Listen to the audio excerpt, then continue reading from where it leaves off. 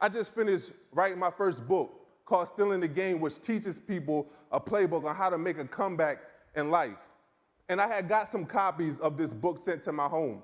And I had them laying in my room, and one day my daughter walks into my room, and she asked me if she can read my book. And I forgot how much I put in this book. I really opened up and talked about my life, things that my daughter had no idea about me. So I let her read the book, and she goes into her room, and I start watching TV. And an hour later, all I hear is, "Daddy?" I'm like, what is she calling me for? She comes in the living room and she gives me a look like this. And she's smacking the book in her hands. And she goes, "Dad, you always tell me to get good grades. You tell me to stay out of trouble.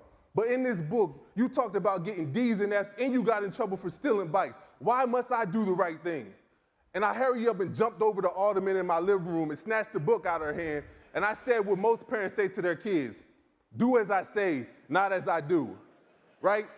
But then she had this big smile on her face. And she said to me, "Dad, how come you had to go through so much in your life? In this book, you talked about a lot of your struggles. How come you had to go through everything?" And I told her it's because I honestly feel like life is like a seed, right? And life, sometimes you have to start at the bottom. Sometimes you have to be buried in order to grow. Right? Because only at the bottom will you get the nutrients or the lessons out of life that will help you grow into the person you are today. Right? There's some things that you learn about health only when you have cancer. Right? There's some things that you learn about hunger and determination only when you go days without eating.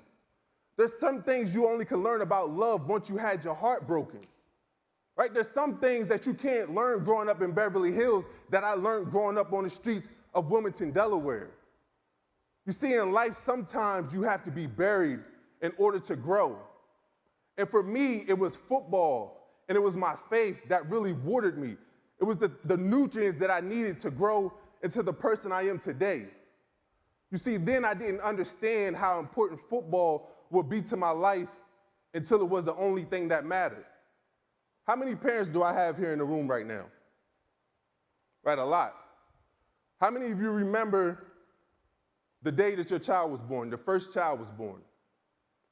Right, I remember that day too. It was May 6, 2010. Now I was 21 years old.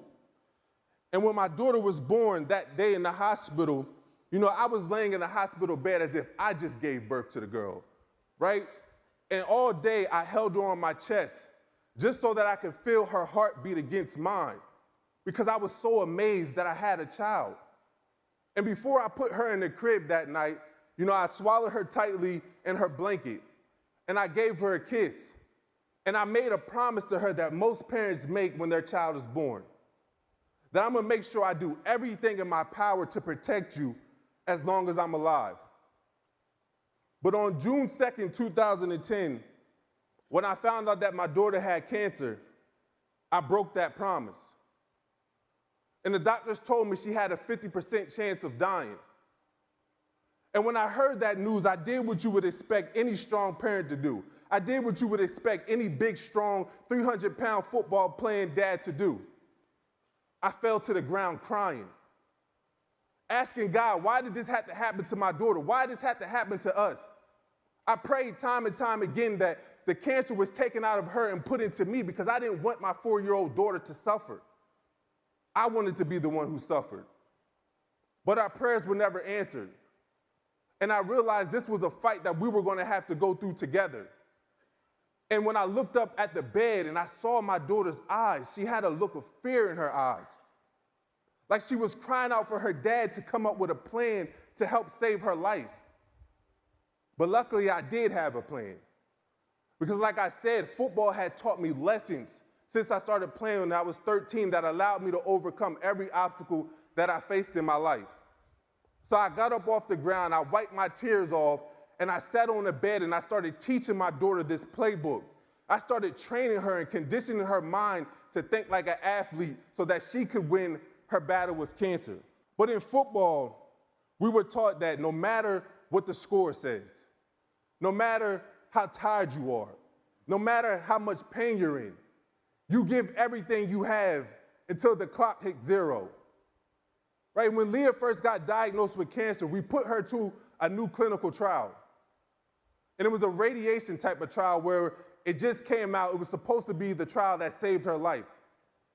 So she had to go 4 months with extensive chemo. And then for 5 days straight, she had to sit in a room that was filled with plastic by herself because the radiation was so high that we couldn't be in there. That nurses had to walk in there with suits on. And she couldn't be touched by other humans.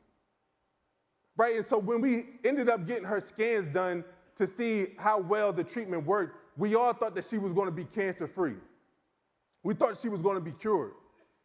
But when we went in for that treatment, the doctors told us that the cancer had spread all over her body, that it had went from her hip to her arms, to her chest, to her shoulders, her neck, and even her skull. And if there was one time I felt like my daughter was really going to die, it was during that time. And when I looked at my daughter, she had a look of fear, like she felt like it was the end as well.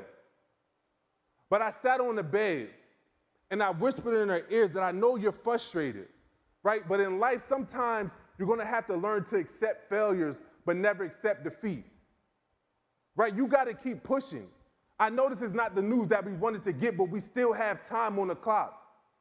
So let go of the last play. Don't worry about how this treatment failed, because the more you focus on that, the more you focus on the last play, you're going to mess up your future in the next play that you have a chance to make a difference and make your comeback. So I ended up putting her into another clinical trial. In 2 months after putting her in this clinical trial, the cancer was eradicated from her body.